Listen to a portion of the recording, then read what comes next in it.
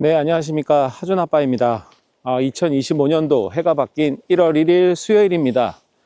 2025년도에 1월 1일에 특징이라면, 바뀐 것이라면, 체중이 조금 불었다. 체중이 약 한 2kg 정도 지금 이제 올라온 것 같고요. 두 번째는 말초신경병이 점점 심해지고 있다.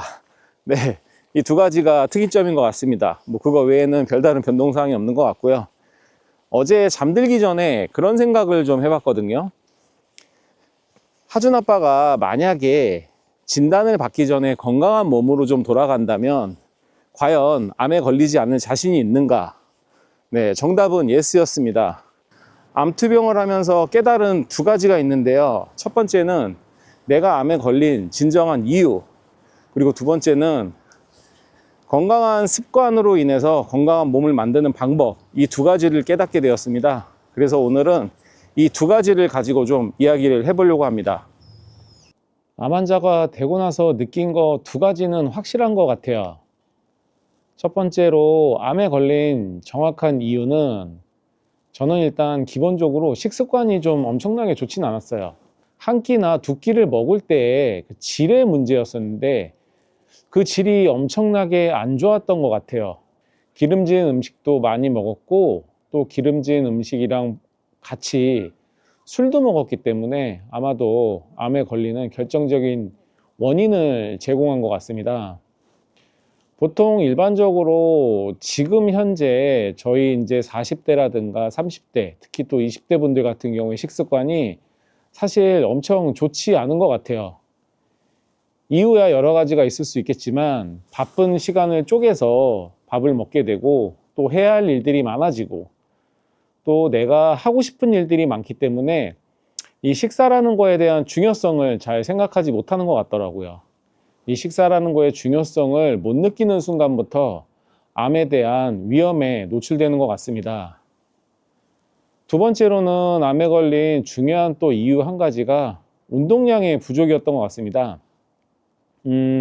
질 좋은 식사를 한다고 하더라도 그거를 내 몸이 흡수하거나 받아들이지 못할 정도의 운동량이 없다라면은 결국에는 좋은 약이 내 몸에 들어와서 약이 되는 게 아니라 독이 될 확률이 높은데 운동량이 적다 보니까 그만큼 체내에 많은 독소라든가 노폐물이 쌓이게 됐던 것 같고요. 또 운동을 통해서 적절하게 제 몸을 관리해 주면서 좋은 에너지가 나올 수 있도록 만들어 줬어야 되는데 그 부분도 사실 부족했던 것 같고요. 그리고 사실은 이 앞전에 얘기했던 두 가지가 정말 거름이 되었다라면 직접적으로 씨를 뿌리게 된 거는 엄청난 스트레스라고 생각을 합니다. 이 스트레스가 일반적으로 생각하는 스트레스가 아니고 정말 화를 누르지 못할 정도의 스트레스, 그 정도의 스트레스를 다스려야 되는데 다스린다는 것은 결국에는 어떤 출구를 만들어내서 스트레스를 풀어줬어야 되는데 그 스트레스를 풀어주지 못했던 것 같아요. 결국에 제일 큰 주된 원인은 저는 스트레스라고 생각을 해요. 그래서 지금도 암 환자로 투병을 하는 동안에 그 스트레스를 다스리기 위해서 엄청나게 많은 노력을 하고 생각을 바꾸기 위해서 많은 노력을 합니다. 제 나이가 지금 이제 44살인데 44살의 나이에 나의 그런 스트레스를 다스리지 못하고 앞으로 살아가는 데 있어서 이 부분들을 고쳐내지 못한다면 남은 인생은 사실 불보듯 뻔한 것 같아요. 암 환자로 설령 회복이 된다 하더라도 또 좋지 않은 결과가 나올 것 같다는 생각이 너무 많이 들어서 지금은 제가 암 환자로 항상 생각하는 거는 스트레스를 다스리는 방법, 그리고 마음을 평온하게 만드는 방법, 이런 것들에 대해서 많은 생각을 좀 중점적으로 하고 있어요.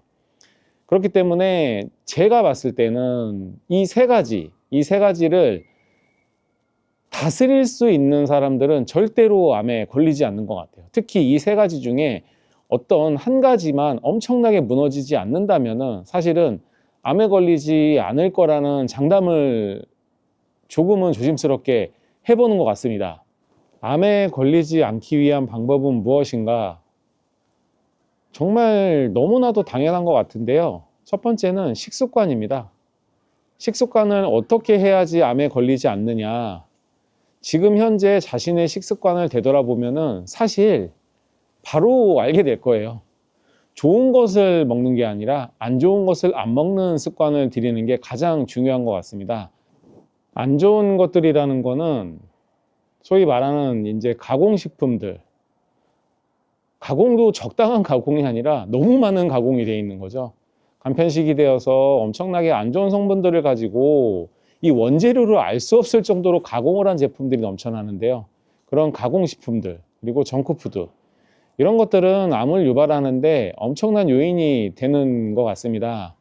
저희는 근데 그런 것들을 항상 아무렇지 않게 먹어오고 있고 또 당연하게 생각을 하고 있죠. 이 밸런스를 맞추는 게 엄청나게 중요하다고 생각을 해요. 특히 암 환자들 가운데서도 저처럼 4기나 이 말기에 가까운 사람들은 동물성 식단을 배제하는 게 좋다고 생각을 하고, 특히 1, 2기 정도는 그래도 동물성 지방의 비중을 어느 정도는 가져가도 나쁘지 않다고 생각을 하고 있습니다. 그렇기 때문에 그 비중, 무조건 한쪽으로 치우친 채식단이 아니라 어느 정도 좋은, 질 좋은 고기들은 같이 비중을 낮춰서 섭취를 해준다라면은 충분히 건강을 유지할 수 있는데, 불행하게도 우리는 그런 비중을 맞추는 거를 그렇게 크게 생각을 하지 않고 살아가고 있습니다. 무조건 소고기, 돼지고기, 이런 삼겹살 이런 것들을 숯불에 구워 먹고 맛은 있죠. 저도 그 고기들을 좋아했기 때문에 지금 여기까지 온 것 같은데요. 그런 고기들을 배제를 하고 건강한 방식으로 먹을 수 있다라면은 충분히 이 암에서 벗어날 수 있는 요건을 갖출 수 있다고 생각을 하고요. 특히나 채식단. 채식단 같은 경우에는 지금 제가 암투병을 6개월 정도 하면서 느낀 거는, 분명한 건 채식단을 통해서 몸의 변화를 확실하게 느껴왔기 때문에 이 채식단은 강력하게 좀 추천을 하고 있습니다. 채식단을 하게 되면 살이 찌지 않는다, 힘들다 라는 말을 하실 수도 있겠지만, 지금 4기 암 진단을 받고 힘들다는 항암 치료를 하고 있는 와중에 채식단을 통해서도 살이 약 2kg 정도가 늘었어요, 체중이. 무엇을 어떻게 먹느냐라는 중요한 말이 있는데요. 같은 음식이라도 조리 방법이나 방식에 따라서 건강하게 먹을 수 있고 또 건강하지 않게 먹을 수 있는 것 같더라고요. 그런데 너무 맛을 추구한 나머지 저희는 지금 항상 안 좋은 식습관을 가지고 있는 것 같아요. 안 좋은 방식으로 먹는다는 얘기겠죠. 좀 자극적이고 그런 맛들을 먹으면서 또 즐거움을 느끼는 것 같고, 이런 것들이 점점 쌓여지면서 우리가 가지고 있는 건강한 인식들이 점점 퇴색되어 가는 것 같아요. 그래서 이런 부분들을 조금 내가 인식을 하고, 그리고 두 번째가 운동인데요. 저는 이 운동에 대해서도 사실은 너무 과한 운동보다는 꾸준한 적당한 운동이 중요하다라고 좀 생각을 합니다. 우리 몸은 항상 꾸준함을 원하고 지속적인 걸 원하는데, 솔직한 얘기로 일시적인 부분들이 좀 많더라고요.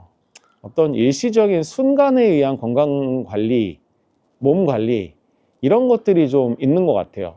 그러다 보면은 과도한, 그리고 조금은 밸런스를 무너뜨릴 수 있는 그런 운동들을 하게 되는 것 같은데요. 그 운동이 실제적으로는 단기간에 성과를 보여줄 수 있을지는 몰라도 결국에는 내 몸을 해치는 또 지름길일 수도 있는 것 같더라고요. 운동선수들이 그런 예를 좀 많이 보여주잖아요.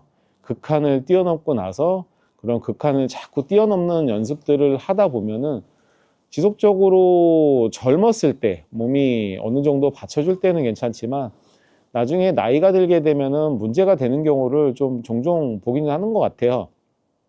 그렇기 때문에 꾸준한 지속적인 건강관리가 좀 중요한 것 같습니다.